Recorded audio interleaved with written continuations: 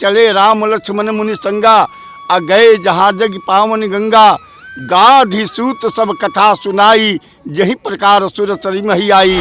बक्सर जो है राम की शिक्षा भूमि है। बक्सर में राम पधारे हैं। बक्सर में राम के द्वारा शंकर भगवान का मंदिर स्थापित हुआ है। अंकित कुमार और आप देख रहे हैं बिहार 24 न्यूज़।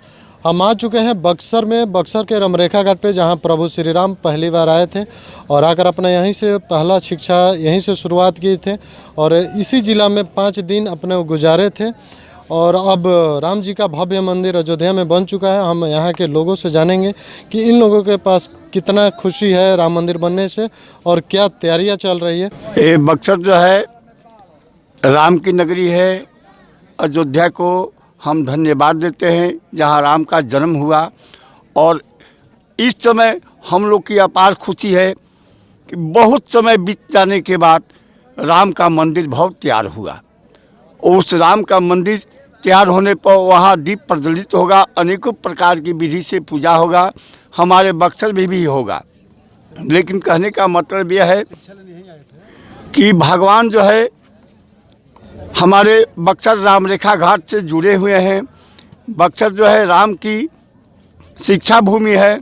बक्सर में राम पधारे हैं। बक्सर में राम के द्वारा शंकर भगवान का मंदिर स्थापित हुआ है। उनका नाम रामेश्वर मंदिर है। राम के नाम पर बक्सर में राम रेखा घाट प्रचलित है। राम जब यहाँ पधारे तो विश्वामित्र जी उनको लाने अयोध्या गए थे, और उनको जब लाए तो उन्हीं के संरक्षण में, उन्हीं के रक्षा में विश्वामित्र जी का जग संपन्न हुआ। उस समय मारीच, सुबाहु और तारिका यहाँ राक्षस रहते थे, जग को विध्वंस कर देते थे। तो तारिका को तो मार दिए, सुबाहु को भी मार डाले, लेकिन मारीच को ऐसा बाण मारे कि 100 योजन दूर जाकर गिरा मारीच। मारीच बचा रह गया। उन्हीं के संरक्षण में जग संपन्न हुआ। जंग संपन्न के बाद में हमारे तुलसीदास जी रामायण में लिखते हैं कि इसी राम के घाट पर, उन्हीं के नाम पर रामरेखा, इसी घाट पर स्नान किए। तो तुलसीदास जी अंकित करते हैं अपने चौपाई में कि चले राम लक्ष्मण मुनि संगा, आ गए जहाँ जग पावन गंगा। गाधी सूत सब कथा सुनाई, यही प्रकार सुर सरी मही आई। यानी कहने का मतलब है कि जैसे लड़के को माता कथा सुनाती है, उसी तरह विश्वामित्र जी राम लक्ष्मण के बताए कि गंगा का उत्पत्ति कैसे हुआ।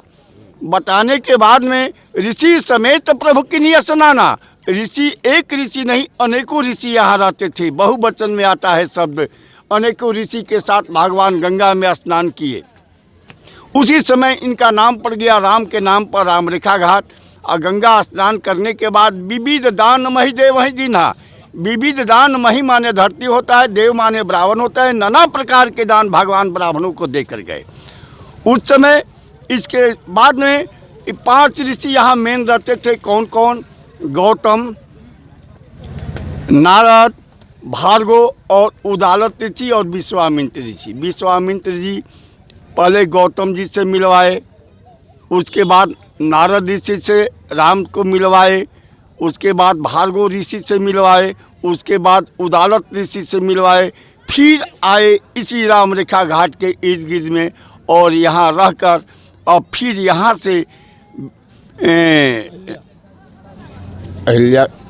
से प्रस्थान किए मिथिलांचल के लिए। वहाँ स्वयंवर रखा हुआ था कि जो इस धनुष को उठाएगा सीता माला उसी को वरमाला पहनाएगी। वहाँ जाकर धनुष को तोड़े और वरमाला पहने। बोलिए जय श्री राम, जय श्री राम।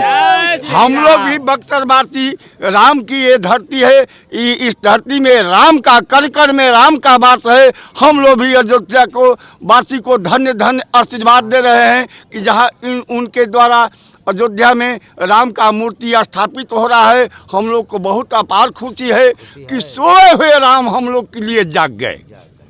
अभी तक कितने दिन से सोए हुए थे? हिंदू धर्म सो गया था, राम नहीं सोए थे, लेकिन धर्म जो है सो गया था। ऐसी न्यूज़ के बने रहिए हमारे टीम के साथ। धन्यवाद।